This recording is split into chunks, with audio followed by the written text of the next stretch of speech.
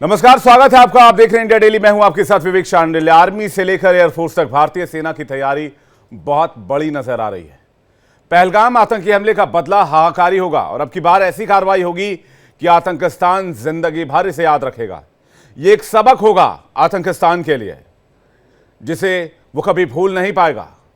भारत के कड़े रुख से पाकिस्तान के बड़बोले नेताओं का भी दम निकल गया है। गीदड़ भभकी देने वाले नेता गिड़गिड़ाने लगे हैं। शहबाज शरीफ को नवाज शरीफ ने बड़ी सलाह दी और कहा कि भारत से युद्ध में ना उलझें। नवाज शरीफ ने शहबाज से कहा कि बीच का रास्ता निकाल लें। दरअसल नवाज शरीफ को पता है कि अगर भारत से भिड़े तो पाकिस्तान की तबाही तय। कंगाल पाकिस्तान कहीं का नहीं बचेगा। पाकिस्तान को चीन के अलावा किसी और देश का समर्थन भी नहीं मिल पा रहा है। यही वजह कि शहबाज शरीफ के तेवर बदल गए हैं। जो पहले भारत को करारा जवाब देने की गीदड़ भभकी दे रहे थे, वो पहलगाम हमले की निष्पक्ष जांच की बात कर रहे हैं।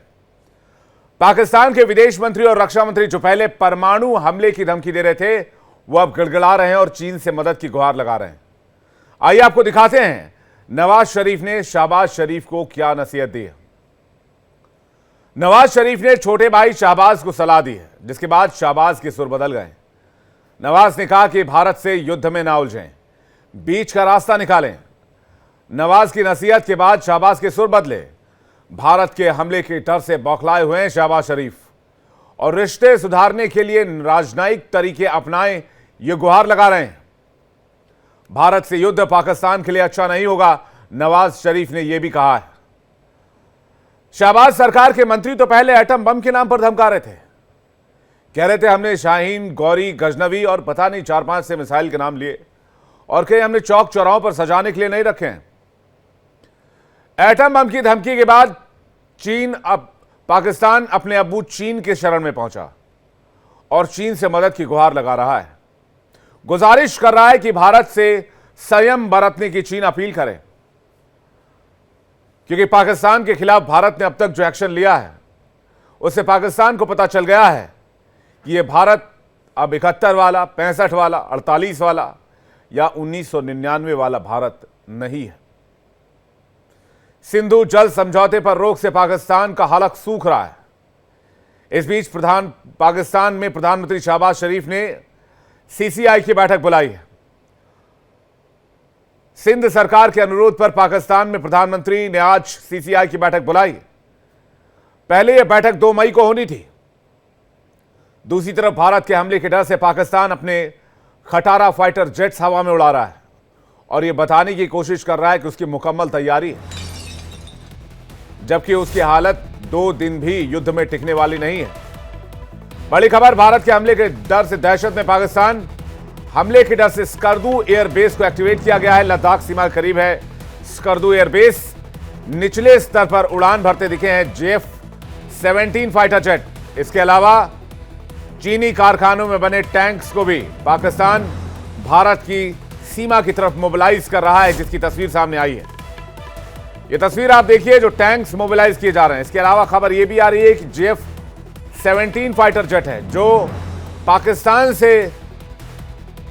जो चीन से पाकिस्तान को मिला है, उसे बेहद लो लेवल पर उड़ाकर प्रैक्टिस की जा रही है। देखिए तस्वीर, इसमें चीनी लड़ाकू विमान जो चीन से पाकिस्तान ने लिया है JF-17, इसे बहुत निचले स्तर पर उड़ाने की कोशिश की जा रही है, जिससे ये रडार की पकड़ में ना आ पाए और भारतीय एजेंसियों को चकमा देने में कामयाब हो जाए। तो एक तरफ फाइटर जेट है, एक तरफ एटम बम है, दूसरी तरफ नवाज शरीफ की नसीहत है। एक तरफ परमाणु युद्ध की धमकी है, दूसरी तरफ चीन के चरण में पाकिस्तान नतमस्तक है। इसलिए सवाल बहुत जरूरी है, क्या नवाज शरीफ की नसीहत शहबाज को समझ आई है या फिर युद्ध ही आखिरी विकल्प है? गीदड़ भभकी के बाद क्यों पाकिस्तान के सुर बदल गए हैं और क्यों चीन से मदद के लिए गिड़गिड़ाने लगा है पाकिस्तान? बातचीत करने के लिए air vice marshal OP Tiwari, रक्षा विशेषज्ञ हमारे साथ जुड़ रहे हैं। कर्नल अनुराग शुक्ला, रक्षा विशेषज्ञ हमारे साथ जुड़ रहे हैं। संजीव श्रीवास्तव, विदेश मामलों के जानकार। हैदर हयात, पत्रकार, पाकिस्तान, हमारे साथ जुड़ रहे हैं। और बैरिस्टर वकास अबरैज खान, राजनीतिक विश्लेषक, पाकिस्तान, हमारे साथ थोड़ी देर में होंगे। हैदर हयात इस वक्त हमारे साथ जुड़े हुए हैं। सभी मेहमानों का स्वागत करेंगे। हैदर हयात से शुरुआत करेंगे, पाकिस्तान से। हैदर, आखिर पाकिस्तान चाहता क्या है? पाकिस्तान जंग चाहता है? पाकिस्तान एटम युद्ध चाहता है? पाकिस्तान मध्यस्थता चाहता है? पाकिस्तान चीन और रूस से जांच करवाना चाहता है? पाकिस्तान आतंकिस्तान का हल चाहता है? पाकिस्तान आतंक का खात्मा चाहता है? या फिर पाकिस्तान कुछ नहीं चाहता? बिस्मिल्लाहिर्रहमानिर्रहीम, बहुत शुक्रिया आपका। देखिए, सबसे पहले तो पाकिस्तान अमन चाहता है, लेकिन पाकिस्तान साथ ही साथ आपको ये बताना भी चाहता है कि अगर आप लोगों की कोई अमन की ख्वाहिश नहीं है तो हम लोग भी हर किस्म की चीज के लिए तैयार हैं। आप लोग अगर मिस एडवेंचर करना चाहते हैं, हम लोग तैयार हैं, आप लोगों को जवाब देंगे। आगाज नहीं करेंगे किसी चीज का, लेकिन अंजाम तक आप लोगों को जरूर पहुंचाएंगे। और जहां तक बात है पहलगाम इंसिडेंट की, पाकिस्तान पहले दिन से कैटेगोरिकली ये कह चुका है कि हम चाहते हैं कि इसकी इंडिपेंडेंट इंक्वायरी हो, लेकिन चूंकि आप लोगों की नीयतों में खोट है, आप लोगों की सरकार की नीयत में खोट है, उसको अंदाजा है कि इंडिपेंडेंट इंक्वायरी होगी तो फिर नरेंद्र मोदी का राज फाश होगा, जिसने पहले पुलवामा में अपने लोगों को मरवाया, अब पहलगाम में अपने लोगों को मरवाया, और इसी खौफ से आप लोग किसी इंडिपेंडेंट इंक्वायरी की तरफ जाना नहीं चाहते।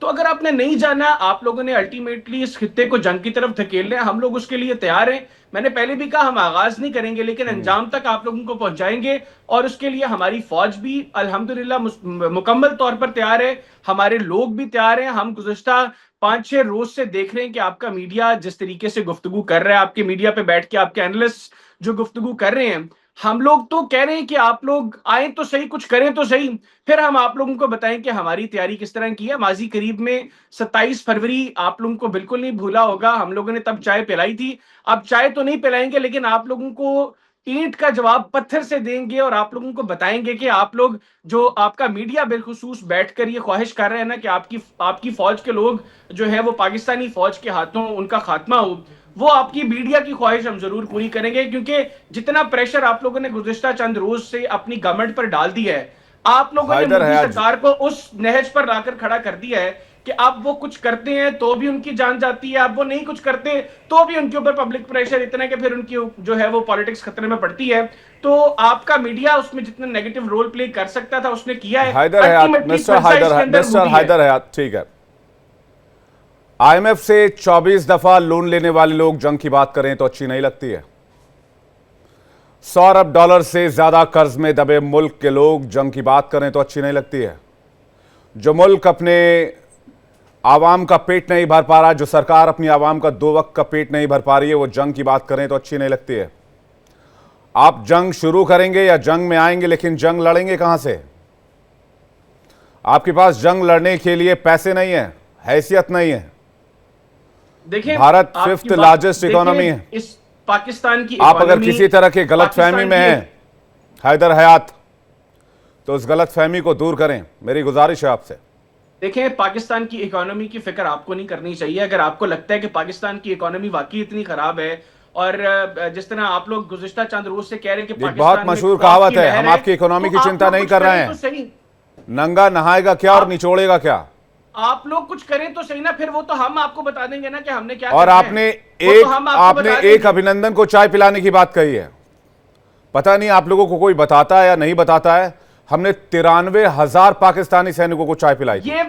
ये भी और हमने उन 93,000 पाकिस्तानी सैनिकों को सरेंडर कराकर, अच्छा तस्वीर दिखाऊं क्या? बड़ा झूठ है। सरेंडर कराने वाली तस्वीर दिखाऊं क्या? पाकिस्तान के 91,000 लोगों को सरेंडर आपके मदरसों में नहीं पढ़ाया जाता होगा, लेकिन दुनिया भर की किताबों में पढ़ाया जाता है। 71 की जंग में 93,000 सैनिकों ने सरेंडर किया था। आपके डिफेंस एक्सपर्ट्स बैठे हैं, इसलिए छोटी मुंह बड़ी बात ना करें तो बेहतर होगा। आप पढ़े लिखे लगते हैं हैदर हयात, इसलिए समझदारी वाली बात करें तो उनसे कहें कि 71 की वॉर पे मेरे साथ डिबेट कर ले इस चीज के ऊपर। अरे भाई, आप जो चीज मानने को तैयार नहीं उस पर डिबेट करके फायदा क्या है? झूठ बोल रहे थे, जिसने ये कहा कि रेशो 150 की रेशो थी, 50 भारतीय फौजियों के मुकाबले में एक पाकिस्तान। अरे भाई, आपकी किताबों में नहीं पढ़ाया जाता तो हमारी दिक्कत है क्या? एक अभिनंदन को चाय पिलाकर इतना खुश है, हमने 93,000 लोगों को आपके सैनिकों को चाय पिलाई। आप कहें कि जनरल मानेकशॉ झूठ बोल रहे आपके पास खाने को 2 वक्त के लिए रोटी नहीं, आप जंग की बात यार करते हैं। हमारी रोटी की फिक्र ना अनुराग करो, शुक्ला वो जी के पूरी पास जा रहा हूं करेंगे, मैं। वो हमारा हेडेक है, अनुराग हम कर शुक्ला, लेंगे। वो आपका मुझे हेडेक सिर्फ नहीं आप है ये सर, कह दें कि जनरल मानेकशॉ झूठ बोल रहे थे। वो आपका हेडेक नहीं है, वो दुनिया भर का हेडेक बन चुका है। अभी आपने एशियन डेवलपमेंट बैंक में कर्ज के लिए एप्लीकेशन दे रखा है। 24 बार आईएमएफ से पैसे लिए, 24 दफे किस्त लिए, आपने एक बार भी उनको वापस नहीं किया। आप चीन से कर्ज लेते हैं, आप अमेरिका से कर्ज लेते हैं, आपका कर्ज सिर्फ आपका कर्ज नहीं है, आप दुनिया के ऊपर एक कर्जदार मुल्क बन चुके हैं। हर एक पाकिस्तानी के ऊपर आज लाखों करोड़ों का कर्ज है। इसलिए नहीं कर रहे क्योंकि आप लोगों को मिस्टर हैदर हयात, अपनी आंखें खोलिए। आप आंखें खोलेंगे तो आपको हकीकत दिखाई देगी, आंखें नहीं खोलेंगे तो कुछ नहीं दिखेगा। अनुराग शुक्ला सर, अल्हम्दुलिल्लाह हर चीज दिखाई दे रही है। अनुराग शुक्ला सर, लोगों ने अपने अनुराग शुक्ला सर, आवाम के और अपने लोगों की कंठ आंखों पर पट्टी बांध दी है। तक कर्ज में और डूबे लोग बहस जंग की करो। बात कर रहे हैं। मेरे सामने जो लोग बैठे हैं उनको लगता है कि रक्षा के बारे में इनको कोई अंदाजा नहीं है, मिलिट्री इक्विपमेंट के बारे में इनको कोई अंदाजा नहीं है, इन्हें कोई स्ट्रेटजी तो मालूम ही नहीं। इनसे मैं क्या बहस करूं बताइए? What should I speak to them? वो कहानियां पे कहानियां डाले जा रही है। हैदर जी ये पत्रकार बन रहे हैं अपने आप को, इनको तो बेसिक ही नहीं पता कुछ। आज की डेट में पाकिस्तान के पास कितने फाइटर्स हैं, कितने ऑन रोड हैं, कितने ऑफ रोड हैं, उनके पास कितना तेल है उड़ाने को, ये सब चीजें बहस करने लायक हैं, उस पर हम कर सकते हैं। लेकिन ये जो कहानियां मारे जा रहे हैं इधर उधर की, इसमें मैं क्या बहस करूं? अगर ये लोग कहते हैं कि हमारे पास दुनिया का one of the best F-16 aircraft है, तो मैं उनको याद दिलाना चाहता हूं कि उसको तो हमने MiG-21 से गिरा दिया था। अगर MiG-21 जो एक बहुत ही पीछे लेवल का एरोप्लेन माना जाता है, उससे हम F-16 गिरा सकते हैं, तो भाई कंपैरिजन तो है ही नहीं आज की डेट में। क्या कंपैरिजन करेंगे आप? तो मैं इनसे बहस करके कोई फायदा तो नहीं। पाकिस्तानी आर्मी की फिलहाल सिचुएशन क्या है? इन्फेंट्री की अगर बात Sorry? करूं, आर्म एम्यूनिशन की बात करूं, स्टॉक की बात करूं, सिचुएशन चेंज हो गई है। अगर आप आज से 5 साल पहले की बातें करें तो जो इक्विपमेंट युद्ध में यूज किए जाते थे, जैसे हमें बहुत सारा टीवी पे दिखाया जा रहा है कि टैंक चले आ रहे हैं, एयरक्राफ्ट चले आ रहे हैं, वो चीजें खत्म हो गई हैं। आज इनसे नहीं होती है लड़ाई। आप सब युद्ध देखिए, आप रशिया में युद्ध देखिए, सिर्फ और सिर्फ ड्रोन्स काम आ रहे हैं। कहाँ से आते हैं? नाइट विजन इतना ज्यादा क्लियरिटी हो गई कि आज की डेट में हम सैटेलाइट से एक एक इंच का एरिया देखने में कामयाब है।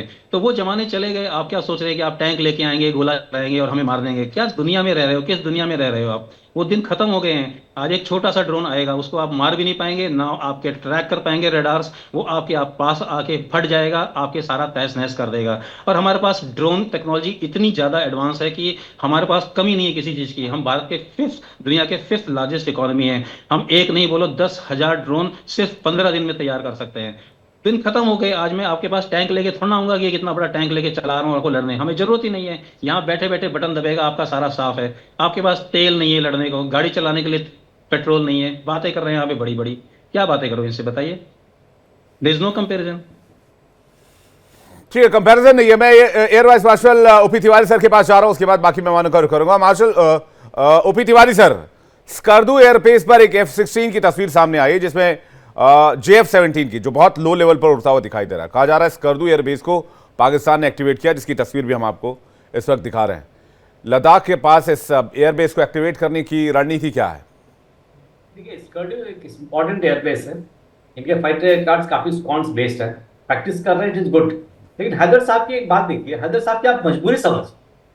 हैदर साहब क्या कर रहे हैं बेचारे? हैदर साहब का फुल फ्रीडम तो नहीं है, राइट टू स्पीच तो कुछ है ही नहीं। और सही नहीं, ये सब नहीं बोलेंगे तो इनको घर जाके या घर में आके क्या होगा?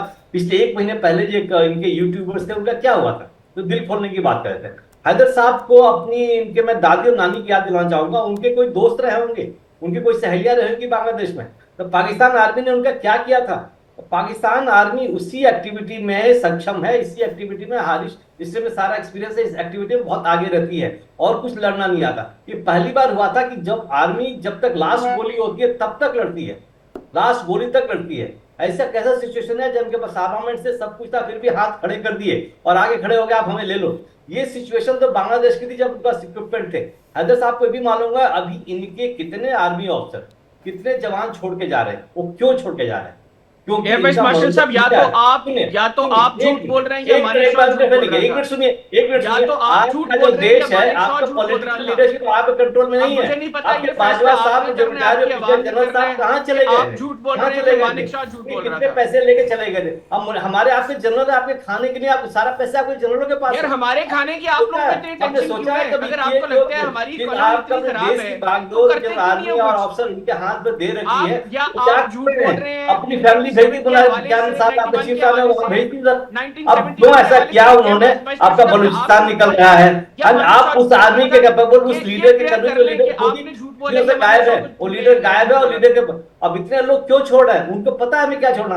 आपकी आवाम, आप भले नहीं बोल रहे हो, आपकी आवाम भी आदमी इंडियन आर्मी का वेट करेगी। मैं श्योर हूँ जब हम अटैक करेंगे, जब वापस आएंगे ना, अभी तैयार होंगे, बिकॉज उनको पता है कि हम किस नमूनों के हाथ में पंजाब की बागडोर दे रखी है, किस नमूनों के हाथ में हमने पाकिस्तान की बागडोर दे रखी है।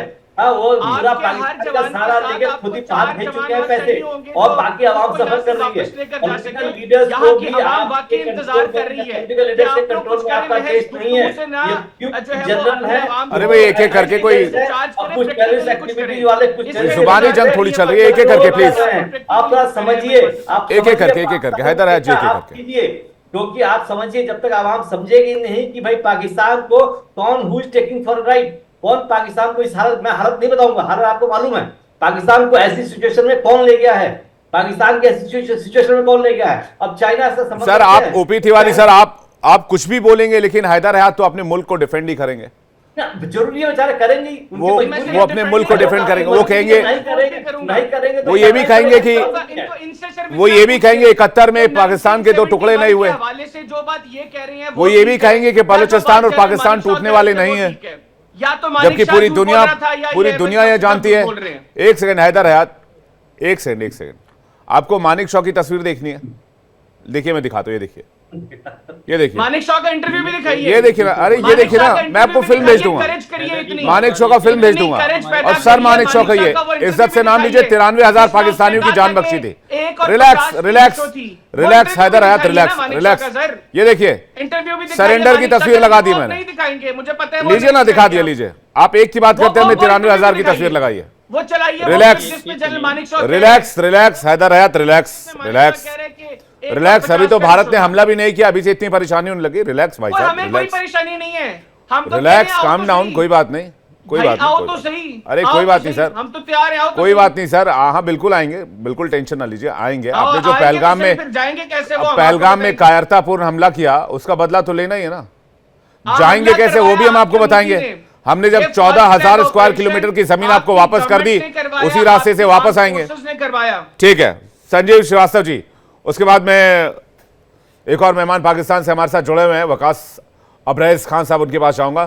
संजीव श्रीवास्तव जी, अब ये स्थिति बन चुकी है कि पहलगाम अटैक के बाद कि दोनों देशों के रिश्ते पिछले 1-2 दशक में सबसे बुरे दौर पर हैं, इनफैक्ट 1999 के बाद से। और यहां पर जो है जंग जो है वो आखिरी विकल्प पाकिस्तान को दिख रहा है, जबकि भारत की तरफ से अभी तक जंग की कोई बात नहीं कही गई है।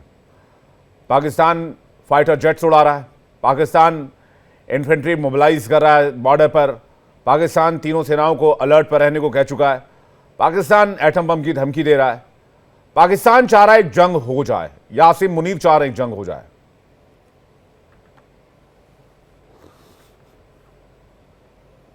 सर आपका माइक चेक कीजिएगा प्लीज।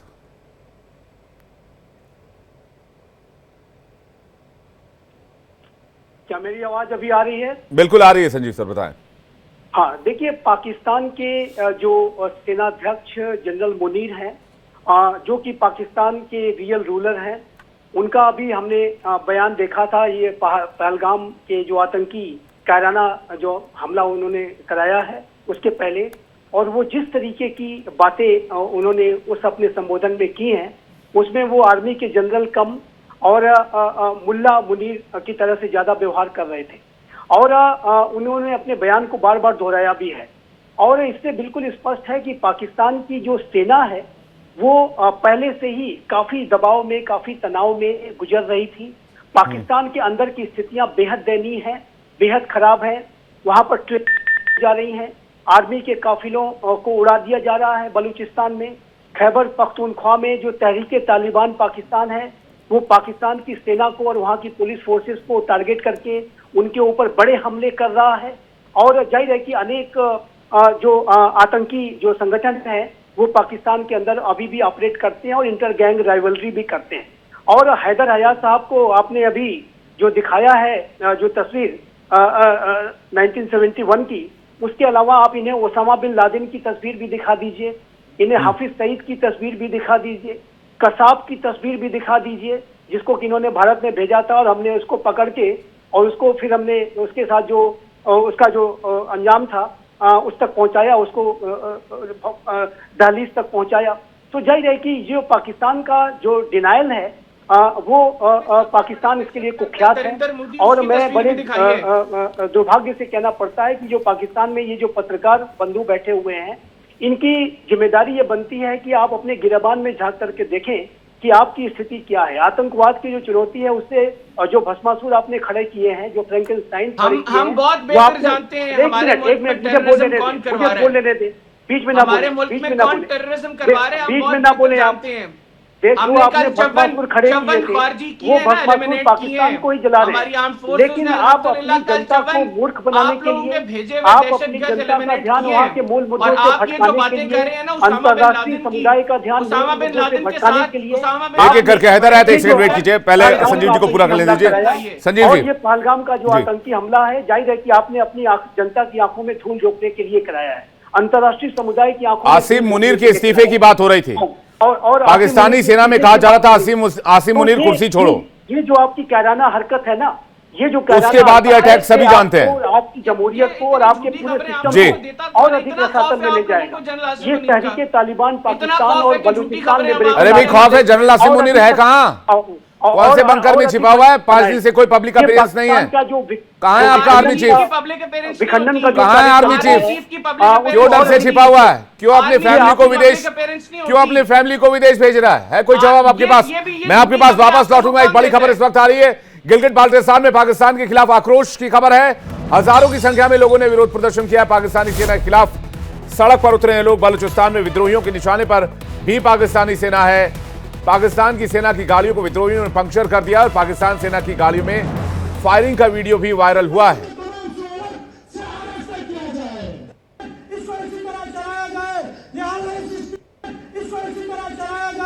देखिए तस्वीर आपको दिखा रहे हैं, बलूच विद्रोह से भी पाकिस्तान को दो चार होना पड़ रहा है, जबकि पीओके में भी प्रदर्शन का सिलसिला लगातार जारी है। तो कुल मिलाकर बात यही है कि पीओके से लेकर, बलूचिस्तान से लेकर, केपी से लेकर अफगानिस्तान के बॉर्डर तक पाकिस्तान हर तरफ से ब्लीड कर रहा है। तो क्या पाकिस्तान भारत के साथ जंग अफोर्ड कर सकता है? यह सबसे बड़ा सवाल है और यही सवाल मैं पूछना चाहूंगा। मेरे पाकिस्तान के एक और मेहमान हमारे साथ जुड़े हुए हैं, वकास अब्रैज खान साहब। आप चौतरफा ब्लीड कर रहे हैं ऑलरेडी, और क्या आपको पहलगाम करने की आवश्यकता थी? देखिए, सबसे पहले तो मैं कहूंगा कि आपके 10 12 चैनल पे प्रोग्राम किया, लेकिन सबसे मेरे ख्याल में बहुत तरीके से यहाँ पे डिबेट की जा रही है। और इससे पहले एक चैनल पे तो वहाँ पे जो शुगर ब्लड प्रेशर वाले मेजर जो वहाँ पे बैठे हुए थे, उन्होंने तमीज़ और गंदी जुबान का इजहार किया। मैं ये समझता हूँ कि मोदी की जूतियां चाटने की बजाय अगर वो हकायक की तरफ देखें और गाय कल से काम लें कि आप किसी मुल्क के खिलाफ या किसी मुल्क। अरे भाई, ये तो आतंकी हमला करने से पहले सोचना चाहिए था। अगर आपकी नीयत साफ नहीं है, अगर आपकी पॉलिसी टेररिज्म की है, तो आपको पहले सोचना चाहिए था। अब एटम बम की धमकी और JF-17 उड़ा के क्या फायदा है? मेरे भाई, अगर आप लेबल कर रहे हैं कि 22 दहशतगर्द पाकिस्तान से आए और उन्होंने वहां पे 7 लाख तायद। हाँ, तो बलूचिस्तान में आपकी कितनी फोर्सेस तैनात है? 22,000। अरे भाई साहब, ये इस तरह की बेसिर पैर की बातें मत कीजिए आप। बलूचिस्तान में आपकी कितनी फोर्सेस तैनात है? आपकी सेना नहीं मारी जाती है क्या? बलूचिस्तान में कितनी फोर्सेस है आपकी सेना नहीं मारी जाती है वहां पर? अभी 2 दिन पहले 10 पाकिस्तानी सैनिक मारे गए बलूचिस्तान में, इतनी बड़ी तैनाती के बाद भी। जो भारतीय वजीर आज़म नरेंद्र मोदी जो और ये निहत्तों पर गोलियां बरसाकर पाकिस्तान ने क्या साबित किया है? यहाँ पे जो बैठ के पाकिस्तान। अरे भाई साहब, hello mister Waqas Abraiz Khan, hello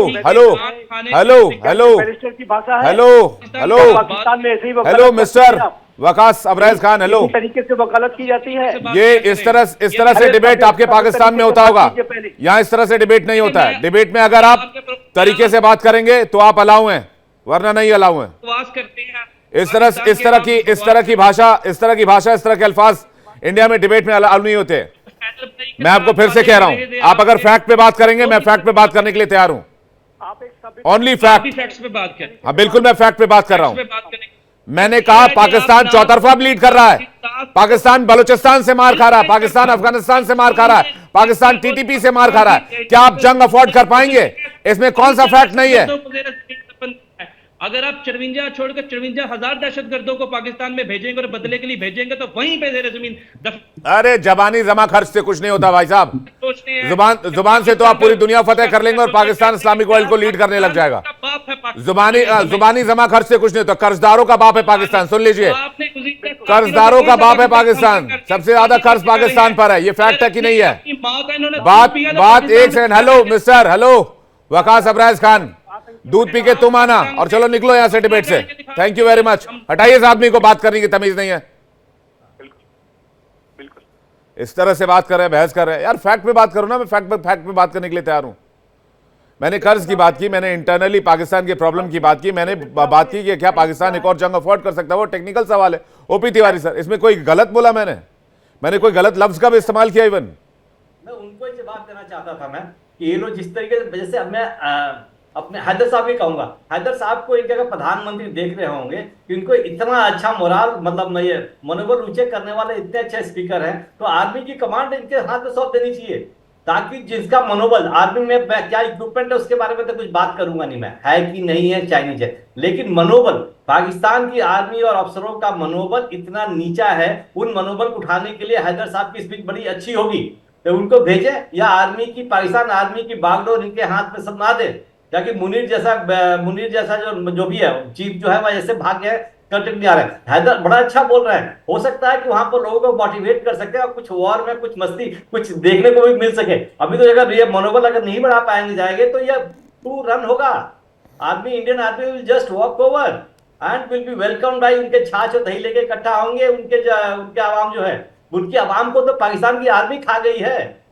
इनको छोड़िए, उनकी पाकिस्तान की आर्मी ही पाकिस्तान के आवाम को खा गई है। अब पाकिस्तान की आर्मी ही अपनी इनएफिशिएंसी दिखाने, कवर करने के लिए भारत में भेजती है। ये तो इनको चाहिए, तो आवाम को चाहिए कि इनके मुनीर जैसे जितने भी जो अफसर हैं, जो सारा अपना पैसा लेके स्विस बैंक में या इंग्लैंड में या ऑस्ट्रेलिया में भेजे हुए हैं, या जो भी आतंकवादी के 5-6 लीडर्स हैं, 24-25 लोगों को सड़क पर ले आइए, 26 लोगों को। सर एक बेसिक सी बात तिवारी सर, ताकि पाकिस्तान की हालत सुधरो, भारत अटैक नहीं करेगा, अपने आप सुधरोगे। तिवारी सर एक बेसिक सी बात यह कि पाकिस्तान अपने मुल्क को डिफेंड तो करेगा ही, या कोई भी पाकिस्तानी अपने मुल्क को डिफेंड करेंगे। कोई भी पाकिस्तानी ये किसी भी फोरम पे क्यों मानेगा कि भाई पहलगाम में जो टेरर अटैक हुआ वो पाकिस्तान ने किया, या 26/11 हुआ पाकिस्तान ने किया, या फिर कोई भी टेरर अटैक भारत में होता हो पाकिस्तान ने किया, ये नहीं मानेंगे। सिंपल सी बात है, इसमें कोई रॉकेट साइंस नहीं है सर।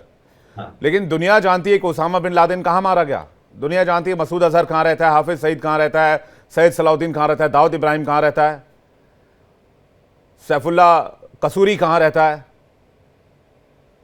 FATF की ग्रे लिस्ट में पाकिस्तान क्यों है। इसमें कोई फैक्ट की आवश्यकता, और जो फैक्ट मैंने दिए हैं। ओपी तिवारी सर, उसके बाद मैं हैदराबाद आपके पास आ रहा हूं। ओपी तिवारी सर, हाँ देखिए, ये तो हैदर साहब को भी मालूम है, विश्व को भी मालूम है। हम पहले प्रूफ देते थे, पहले जमाने में, पहले तो कुछ प्रूफ दे दे के हम करेंगे क्या? आप तो देख रखे हुए हैं, हमें नहीं, पूरे विश्व को मालूम है। पहले आतंकवाद से खाली भारत ही सफर करता था 90s में, कोई ध्यान भी नहीं देता, जब तक इन्होंने अमेरिका में बाकी जगह टेरर एक्टिविटी हुई, उससे सबका लिंक यही मिला। और बिन लादेन को कहां से आके तो पाकिस्तान में शरण मिली, कितने खुश रह रहा था। अब क्यों दिया, हैदर साहब मालूम होगा क्यों उन्होंने पाकिस्तान में शरण दिया। और पाकिस्तान की लीडरशिप में शोरूम नहीं चाहती थी होगी कि पाकिस्तान अमेरिका से थोड़ी भी दुश्मनी लेना, उनको अपने शरण देना। लेकिन ये पाकिस्तान के आर्मी के जनरल है, इनके क्या इंटरेस्ट है, उपराष्ट्र प्रति उनका कुछ भी नहीं है। और जो भी है उनके अपने लिए है, सेल्फ के लिए है। इनकी फैमिली जो ऑस्ट्रेलिया में है, इंग्लैंड में है, कहाँ है, लड़ने लायक नहीं है, ना लड़ते हैं। मैं आपको बांग्लादेश का उदाहरण भी दे रहा था। 65 में आपकी आर्मी के पास सैबर एयरक्राफ्ट दिया हुआ था और आपका पैटर्न टैंक थे। उनकी मोटिवेशन आपकी आर्मी की ऐसा कहती, सोचते कि हम जाके दिल्ली में ही ब्रेकफास्ट खाएंगे, लेकिन वो हमारे नेट और हमारे विजन टैंक ने भी उनको रगड़ दिया अच्छी तरीके से। अभी तो आपके पास कुछ है ही नहीं, लड़ाई की तुलना आप कर रहे हैं, जहाज उड़ा रहे हैं, बहुत अच्छा लग रहा है। आपके पास एक टॉय है, J-50 J-70, पायलट्स एंजॉय कर रहे होंगे, लो फ्लाइंग कर रहे होंगे, सर्किट कर रहे होंगे, बहुत मजा आ रहा होगा। बहुत दूर से फ्लाइंग नहीं किया बिकॉज आपके पास फ्यूल भी नहीं है, तभी तो उनको मजा आ रहा, मस्ती मार रहे हैं। लेकिन जब एक्चुअल अटैक होगा, मेरे ख्याल से अटैक की आवश्यकता पड़ेगी नहीं, जिस तरीके से पाकिस्तान नहीं अपने आप ही अलग जो बात थोड़ी देर पहले शुक्ला सर कह रहे थे वो बात भी आप आज बहुत मैटर करती है। आज वॉरफेयर जो है वो कंप्लीटली चेंज हो चुका है सर। वो कन्वेंशनल वॉरफेयर नहीं कि सैनिक आमने सामने लड़ रहे हैं, लड़ते हैं, लेकिन उससे ज़्यादा ड्रोन अटैक्स होते हैं, उससे ज़्यादा जो है मॉडर्न वॉरफेयर जो इक्विपमेंट्स है वो यूज़ होने लग गए हैं, ड्रोन्स यूज़ होने लग गए हैं, सैटेलाइट्स यूज़ होने लग गए हैं। भारत के पास खुद के बहुत सारे सैटेलाइट हैं जो हर एक जगह की और हर एक इंच की खबर और तस्वीर दोनों है उनके पास। तो ये मॉडर्न वॉरफेयर में फिर कैसे मुकाबला होगा, इस पर मैं हैदर हयात से जवाब लूंगा। लेकिन पहले एक बड़ी खबर आ रही है, पहलगाम आतंकी हमले का एक नया वीडियो सामने आया है। आतंकियों से बचने के लिए छिपते दिखे हैं सैलानी। एक नया वीडियो सामने आया है। धीरे धीरे करके कुछ वीडियोस इस हमले के सामने आते हैं जो बताते हैं किस क्रूरता के साथ, किस नृशंसता के साथ, किस भयावहता के साथ सैलानियों को मौत के घाट उतारा गया था। ये देखिए, कुछ एक सैलानी आपको इस तस्वीर में दिख रहे होंगे जो आतंकियों के डर से, और जो लाल निशान आप देख रहे हैं उसमें आतंकी आपको नजर आ रहे हैं, उनके डर से सैलानी छिपते हुए नजर आ रहे थे। सैलानी कपड़े का जो हैंगर है उसके पीछे छिपे हुए हैं और सामने टेररिस्ट हाथ में हथियार लेकर घूमते हुए नजर आ रहे हैं। क्रूर तरीके से, निर्मम तरीके से हत्याकांड को अंजाम दिया गया। पॉइंट ब्लैंक रेंज से गोली मारी गई, 26 टूरिस्टों को मौत के घाट उतारा गया और यह बहुत नृशंस हत्याकांड, एक बहुत बड़ा मैसेकेयर। हैदर हयात, बात हो रही थी जंग की। जंग के आयाम बदल चुके हैं। मॉडर्न वॉरफेयर की बात थोड़ी देर पहले हुई, आप JF-17 उड़ा रहे हैं। अब JF-17 की बात नहीं, अब ड्रोन अटैक्स की बात होती है। रशिया यूक्रेन में भी ड्रोन अटैक्स पे ही पूरा खेल चल रहा है।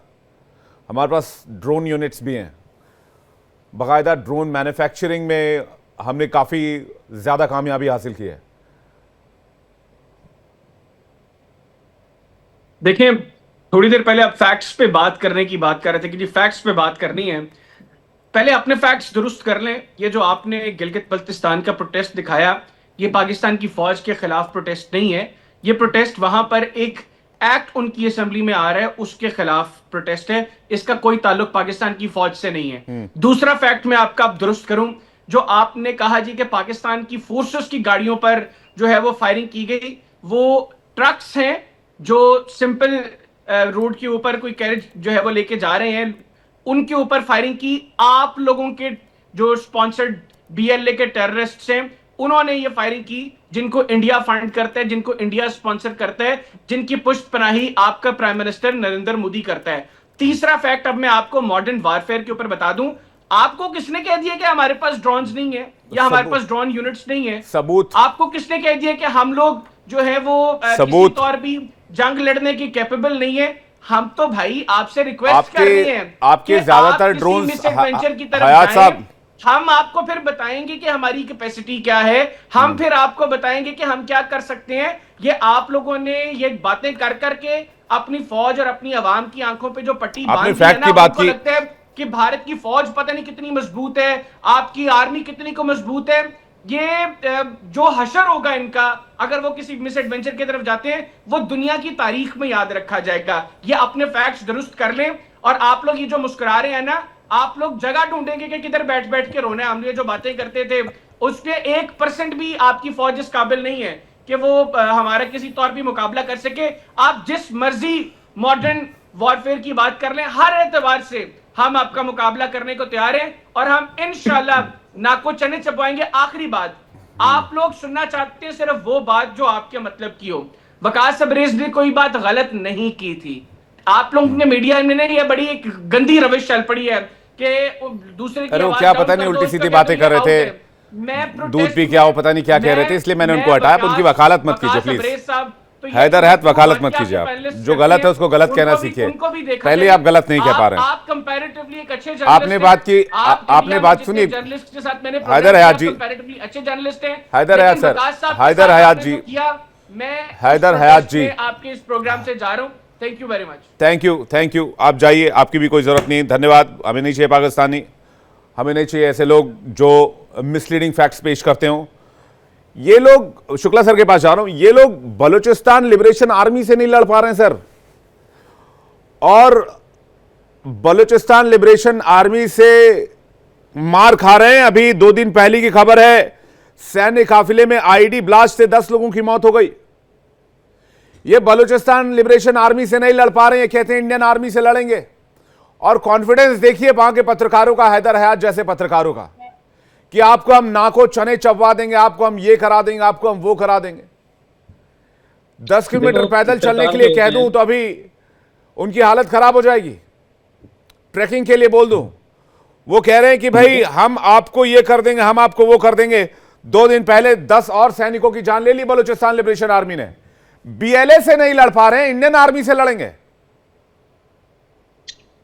जी, हैदर अली के बारे में सिर्फ मैं यही बता सकता हूं कि उनको जनरली कोई आइडिया नहीं है कि युद्ध क्या होता है। उन्होंने अपने जीवन काल में, मुझे लगता नहीं कि देखा होगा, और अपनी फौज के बारे में तो बिल्कुल ही जानकारी नहीं रखते हैं। और जहां तक लड़ाई का सवाल है, लड़ाई अपने बराबर वालों से होती है। हमेशा ये कहा जाता है अपने बराबर वालों से होती है। पाकिस्तान की ना तो आज कोई इकोनॉमिक स्टेज इस तरह की है कि वो किसी से लड़ाई कर सके, और ना उनकी मिलिट्री के पास जो इक्विपमेंट्स हैं वो किसी तरह से हमारे साथ मैच करते हैं। मेजॉरिटी ऑफ वेपन जो वो लेके बैठे हैं वो चाइना से लाए हैं, और थोड़ा बहुत जो यूएसए आर्मी छोड़ गई थी अफगानिस्तान के थ्रू उनके पास आया है। वेपन होना एक चीज़ है, वेपन चलाना सेकंड चीज़ है, और सबसे बड़ी चीज़ है लॉजिस्टिक। कोई भी युद्ध लॉजिस्टिक के बगैर नहीं जीता जा सकता। अगर आज मैं वॉर करने जाता हूं तो मेरे पीछे से अगर मेरा खाना और मेरा एमुनिशन नहीं पहुंचेगा तो मैं ज़्यादा देर वहां पे टिक नहीं सकता। अगर आज हम पाकिस्तान की बात करें, उनके पास फ्यूल नाम की चीज़ ही नहीं है। गाड़ी चलाने के लिए, जनरेटर चलाने के लिए आपके पास फ्यूल नहीं है। कल को आप कैसे उनसे उम्मीद करोगे कि वो टैंक चलाएंगे? हो सकता है टैंक 40 किलोमीटर चल जाए, 15 किलोमीटर चल जाए, बट उसके बाद क्या? What next? कहाँ से आएंगे बम? कहाँ से आएंगे पीछे से गोली बारूद? कहाँ से आएंगे? और लड़ेगा कौन वहां पे? लड़ने वाला कौन है?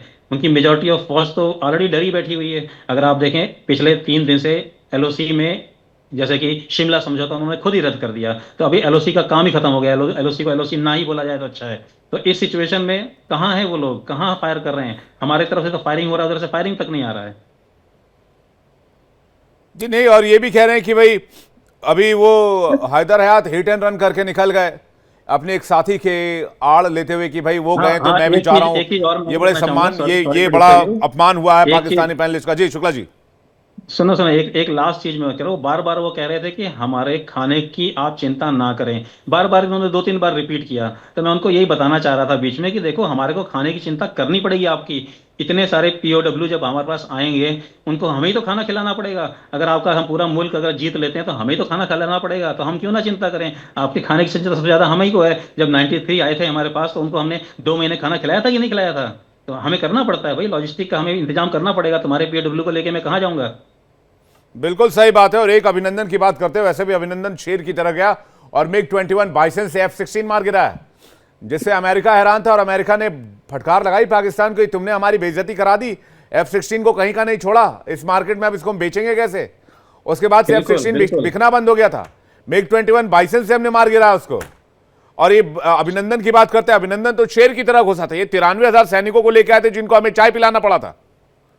भैया आपने तो डर के चाय पिलाया था, हमने तो आपको भीख में चाय दी थी 93,000 सैनिकों। खैर मैं इस पर बात नहीं करना चाहता बहुत ज्यादा, लेकिन थोड़ी देर पहले ये अभी मैं संजीव श्रीवास्तव जी के पास जा रहा हूं, उसके बाद ओपी तिवारी सर आपके पास आता हूं। संजीव श्रीवास्तव जी, जिस जंग की बात पाकिस्तान और वहां के लोग कर रहे हैं, और जो वर्ल्ड ऑर्डर नया जो बना है, उसमें चीन ने बस एक ज़बानी जमा खर्च में कहा है कि भारत को इसे निष्पक्षता से जांच करवानी चाहिए कि इसमें पाकिस्तान की भूमिका है या नहीं है, और पाकिस्तान की मांग का हम समर्थन करते हैं। इसके अलावा कहीं से कोई सपोर्ट पाकिस्तान के लिए नहीं है। बेशक टर्की से कुछ एक हथियार मैंने सुना है कि पहुंचे हैं वहां पर पाकिस्तान अभी। देखिए, पाकिस्तान को कोई समर्थन कर भी नहीं सकता है। पाकिस्तान ने जिस तरीके का एक कृत्य किया है, जैसी सोच दिखाई है, जिस तरीके के धर्मों को आपस में लड़ाने की जो एक शैतानी सोच का उसने जो प्रदर्शन किया है पहलगाम में, वो उसी तरीके की सोच है जैसा कि हमास ने इजराइल के विरुद्ध दिखाई थी।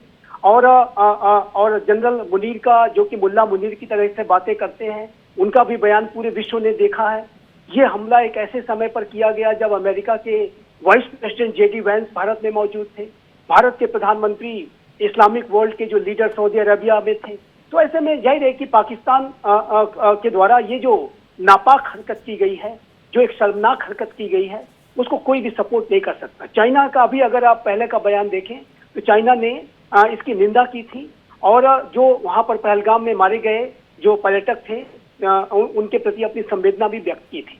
और चाइना के संदर्भ में ये मैं कहना चाहता हूं कि चाइना इस समय आंतरिक रूप से भारी दबाव में है। चाइना का अमेरिका के साथ एक ट्रेड वॉर चल रहा है, चाइना की इकोनॉमी अच्छा परफॉर्म नहीं कर रही है, चाइना के की सेक्टर्स अगर उठा के देखें, बैंकिंग है, रियल एस्टेट है, अन्य जो की अच्छा परफॉर्म नहीं कर रहे हैं। ऐसे में चाइना भारी दबाव में है और वो भारत के साथ संबंधों को बेहतर करना चाहता है। कजान और रशिया में जो भारत के प्रधानमंत्री श्री नरेंद्र मोदी की राष्ट्रपति शी जिनपिंग से जो बातचीत हुई थी उसके बाद से संबंधों में सुधार आया है। अभी जून के महीने में कैलाश मानसरोवर की यात्रा भी शुरू होने जा रही है और एसआर लेवल की स्पेशल रिप्रेजेंटेटिव लेवल की टॉक्स भी शुरू हो गई हैं और डिसएंगेजमेंट की प्रक्रिया डेमचौक और डेप्सांग में कंप्लीट कर ली गई है। तो ऐसे में चाइना इस तरीके के आतंकवादी कृत्य को ज्यादा समर्थन दे करके अपने हाथ वो नहीं जलाना चाहेगा। चाइना एक सेल्फ सेंट्रिक तरीके से भी उसका एक स्वार्थपरक सोच होती है और वर्तमान समय में वो खुद चुनौतियों से जूझ रहा है और ऐसे में वो भारत के बाजारों की तरफ और भारत से वो बेहतर संबंध स्थापित करने के लिए अनेक पॉस्चरिंग कर रहा है। तो ऐसे में मुझे नहीं लगता कि चाइना से उसे कोई बड़ा सपोर्ट मिलने जा रहा है।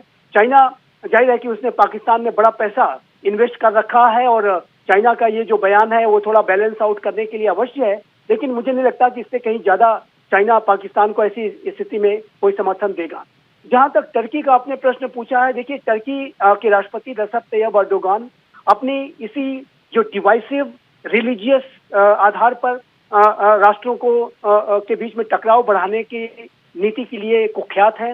आर्मेनिया अजरबैजान के युद्ध में उन्होंने अजरबैजान का साथ इसलिए दिया क्योंकि वो एक मुस्लिम बहुल राष्ट्र है, आर्मेनिया एक क्रिश्चियन बहुल राष्ट्र है और ऐसे में आपसी जो धर्म के आधार पर टकराव को बढ़ा करके वो मुस्लिम वर्ल्ड के एक नए खलीफा के रूप में स्थापित होना चाहते हैं। लेकिन इतना कहने के बाद मैं अवश्य कहूंगा कि रसेप तैयब अर्दोगान की ये जो एक डिवाइसिव नकारात्मक सोच है उन्हें मुस्लिम वर्ल्ड में भी आइसोलेट करती जा रही है। सऊदी अरबिया, यूएई तथा अन्य मुस्लिम इस्लामिक राष्ट्र जो है टर्की को पसंद नहीं करते क्योंकि उसकी जो सोच है बड़ी नकारात्मक है। तो ऐसे में इक्के दुक्के इस तरीके के बयानों से अगर पाकिस्तान को जरा भी कहीं थोड़ा सा हल्का सा उसे सपोर्ट मिल रहा है तो उसका आशय ये नहीं है कि ये राष्ट्र उसे कहीं बड़े तरीके से सपोर्ट करने जा रहे हैं।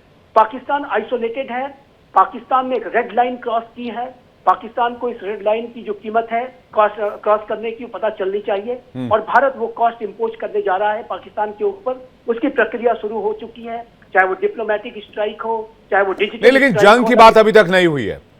हमने एयर स्ट्राइक भी कर लिया, हमने सर्जिकल स्ट्राइक भी कर लिया और इस बार वो दोनों के लिए तैयार हैं। वो एयर स्ट्राइक के लिए भी तैयार हैं, वो सर्जिकल स्ट्राइक के लिए भी तैयार हैं। पिछली बार एयर स्ट्राइक के बाद ही वो F-16 लेकर घुसे थे जिसके पीछे पेट्रोलिंग में विंग कमांडर अभिनंदन MiG-21 बाइसन से पेट्रोलिंग पर थे और वो उनके पीछे लग गए थे। मैं एक छोटा सा ऐड करना चाहूंगा। देखिए एक मैं स्पष्ट रूप से कहना चाहता हूं कि भारत का जो भी आने वाले समय में मिलिट्री वाइज जो स्टेप्स होंगे वो जैसा कि हम कहते हैं कि we will respond at the time of our choosing, we will respond at the place of our own choosing.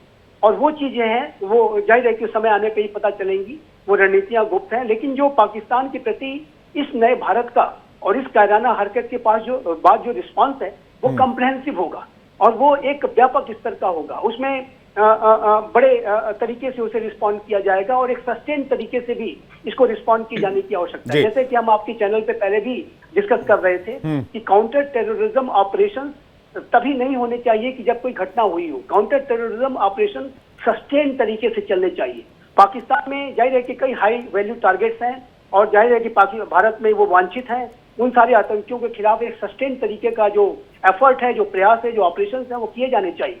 और आपने देखा कि ये नया भारत इस संकल्प को रखता है कि आतंकियों के द्वारा जो घटना की जाती है न हम उसे भूलेंगे और न माफ करेंगे और उन्हें जस्टिस तक जरूर पहुंचाएंगे। तहव्वुर हसन राना को 17 साल के बाद भारत में लाया गया और इसी तरीके से मेरा ऐसा मानना है कि ये जो नया भारत प्राइम मिनिस्टर श्री नरेंद्र मोदी के नेतृत्व का है वो जो भी ऐसे आतंकी हैं जहां कहीं भी उन्होंने घटना कर रखी है उनको उनके अंजाम जी। तक पहुंचाया जाएगा। अनुराग शुक्ला जी कुछ कहना चाह रहे पहुंचाया हैं जाएगा। जी, अनुराग शुक्ला जी, उसके बाद ओपी तिवारी सर आपके पास आ रहा हूं। मैं सिर्फ छोटी सी चीज ऐड करना चाहूंगा। जैसे आपने बोला कि पाकिस्तान इस समय युद्ध के लिए बिल्कुल तैयार है, उसकी सेनाएं भी तैयार है, उनका एयरफोर्स भी तैयार है। तैयारी तो मैं आपको जरा सी एक जी। याद दिलाना चाहता हूं। आज से सिर्फ 2 या 2.5 साल पहले की बात है, जब गलती से एक हमारा ब्रह्मोस मिसाइल यहां से फायर हो गया था, आपको याद है? बिल्कुल याद है वो सर। पाकिस्तान के अंदर 124 किलोमीटर अंदर चला जाके गिरा था। इनको पता ही नहीं चला कहां से आया, ना इनके रडार पकड़ पाए, ना इनके विजुअल्स पकड़ पाए। वो 124 किलोमीटर अंदर जाके गिरा था, और ये लोग तैयार बैठे हैं हमारे से युद्ध करने के लिए। बताइए जी, वो ब्रह्मोस को इंटरसेप्ट नहीं कर पाए, ये कह रहे हैं आप? इंटरसेप्ट तो सेकेंडरी थिंग है, वो आइडेंटिफाई नहीं कर पाए, ट्रैक उनके रडार पकड़ ही नहीं पाए। जी, ओपी तिवारी सर इस पर क्या कहेंगे आप? और दूसरा सवाल फिर मैं लेकर आपके पास आऊंगा। OP Tiwari sir. देखिए, मैं तो एक दुख इसी बात को हो रहा है कि आपने पाकिस्तानियों को हटा दिया बिना कुछ सुने। आप हमें मौका तो दीजिए उनको बोलने के लिए। अभी उनके एक कोर कमांडर का एक लेटर है आर्मी चीफ के लिए। Total resignations 250 officers and 1200 enlisted personnel। ठीक है, the resignation personnels have predominantly cited family pressures, mental fatigue and uncertainty about the strategic directives amidst escalating tension with India। ये उनकी हालत है। देखिए, लड़ाई खाली मोराल मनोबल पर लड़ी जाती है। आप अमेरिका के सारे बेस्ट इक्विपमेंट इनको दे दो, लड़ नहीं सकते। मैं उदाहरण इससे बार बार देता हूं, आप लोगों को सुनने नहीं दिया। सुनाना चाहिए था, आपकी थोड़ी गलती। आप बोलना चाहिए था कि आप सुनो भैया उनको। सैबर जेट और पैटेड टैंक के साथ, ये नेट के साथ सामने नहीं आ पाए। अभी तो मनोबल इतना नीचा है। 1250 ऑफिसर्स लिविंग, कोई मनोबल ही नहीं है तो कैसे लड़ेंगे? इक्विपमेंट भले ही हो, जहाज फ्लाइंग कर रहे हैं, दिखा रहे हैं, सब कुछ है, तो वॉर जहां कंपेरिजन है कुछ है ही नहीं। अब 2 बार जो इंडिया ने स्ट्राइक किया था वो वाज शॉर्ट टर्म मेजर्स। अब इनको समझ में आया, अब हिंदुस्तान को अब समझ में आया है कि हम उस रिएक्शन से इनको सुधरने का कोई चांस नहीं नजर नहीं आ रहा। इस बार ऐसा इम्पैक्ट लिया जाएगा ताकि अगले 30-40 साल तक ये उखड़ न सके।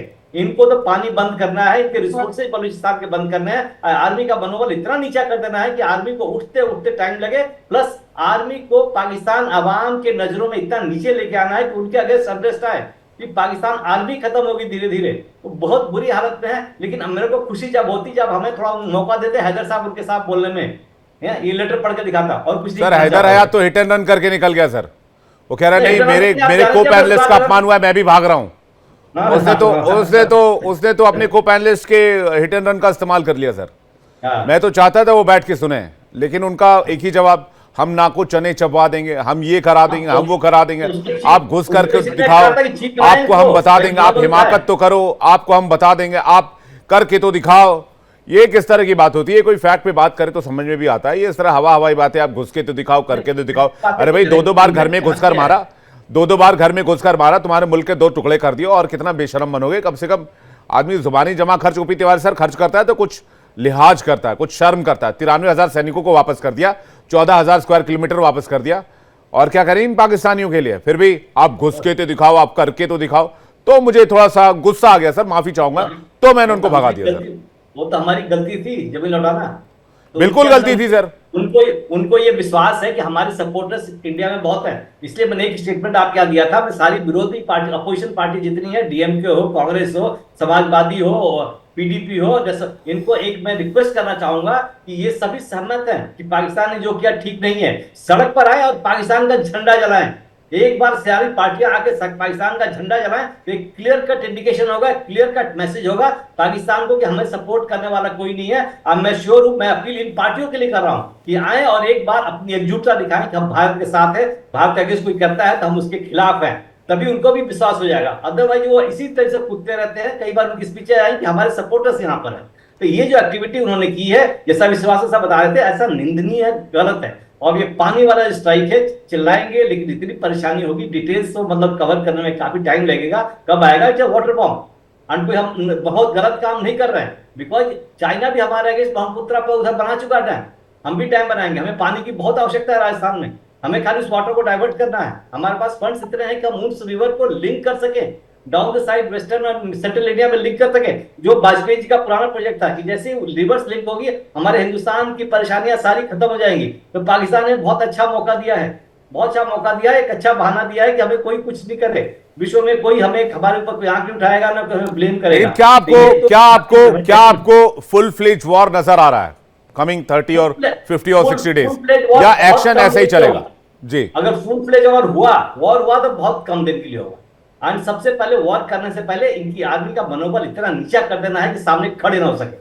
तो इस तरीके से ये सब एक्टिविटी से मनोबल नीचा हो रहा है। लड़ाई मनोबल से लड़ी जाती है, आर्मामेंट से नहीं। इस man behind the machine is the most important in any war and the surprise element. वो सरप्राइज एलिमेंट इनको भी पूछते रहेंगे कब होगा, बट वॉर में श्योर ऐसे टाइम पर होगा जब इनके नाको चने चबेंगे और पूरा स्वस्थ हो जाएगा, इनको पता नहीं चलेगा और इनके जवान सामने आ ही नहीं सकते। अब जिस तरीके से भाग रहे हैं आप सबकी आधी आदमी खाली हो जाएगी थोड़े दिनों में, बिकॉज वो भी परेशान है, उनके घर से ही प्रेशर आ रहा है। किसके लिए लड़ोगे? मुनीर के लिए लड़ोगे? वो देशभक्त है, वो तो देशद्रोही है। सब पाकिस्तान के आर्मी जनरल्स तो पाकिस्तान के देशद्रोही हैं। वो लोग दिल से बोलते होंगे, अपने दिल से जवान बोलते हो कि हम पाकिस्तान के आर्मी से परेशान हैं, लोगों को आटा नहीं मिल रहा, खाने के सामान नहीं मिल रहा। ये इनके बच्चे जो ये भी लेफ्टिनेंट जनरल के बच्चे वहां ड्रग्स लेके मस्ती मारते रहते हैं और काफी वहां पहुंचे हुए हैं, ऑस्ट्रेलिया में पहुंचे हुए, इंग्लैंड में पहुंचे, कहां पहुंचे हुए। इनको समझना चाहिए कि कुछ लेफ्टिनेंट जनरल से पूरे देश को they are taking for a ride, they should understand.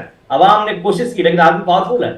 Imran Khan की उनकी पार्टी ने कोशिश की, कोर कमांडर के घर गए, सीओ के घर गए, लेकिन उनको इतना डंडा लगाया आर्मी ने, आर्मी इतनी मजबूत थी कि उनको भागना पड़ा, वापस लौटना पड़ा। तो ये पॉलिटिकल लीडरशिप को डिसाइड करना पड़ेगा, बिकॉज पॉलिटिकल लीडरशिप कुछ भी कहे, कुछ भी बात समझौता करे, आर्मी इसको मानती नहीं है। यही कारण है कि पूरे देश विश्व के दबाव के मुझे लग रहा है कि असीम मुनीर एक बार हाथ आजमाना चाह रहे हैं। वो अपने पहले के कुछ एक कमांडर्स के नक्शे कदम पर हैं और वो एक बार हाथ आजमाना चाहते हैं। और जिस तरह की तकरीर अभी एक महीने पहले, लगभग हफ्ते 10 दिन 20 दिन पहले उन्होंने की थी, जिसमें मुझे याद है कि भाई पाकिस्तान कलमे के आधार पर बना मुल्क है, हम कश्मीरी भाइयों का साथ नहीं छोड़ेंगे, कश्मीरी जार जगलर वेन और पता नहीं क्या क्या इंग्लिश में और अजीब अजीब से बयान वो देते हुए नजर आते। मुझे लग रहा है कि एक वो तमन्ना है उनके अंदर। वो बलूचिस्तान का जो उनकी सफलता थी उसका अटेंशन डाइवर्ट करने के लिए इन्होंने सोचा था कि हम छोटे लेवल पर टेररिस्ट एक्टिविटी कराएंगे और जिसका छोटा रिएक्शन होगा,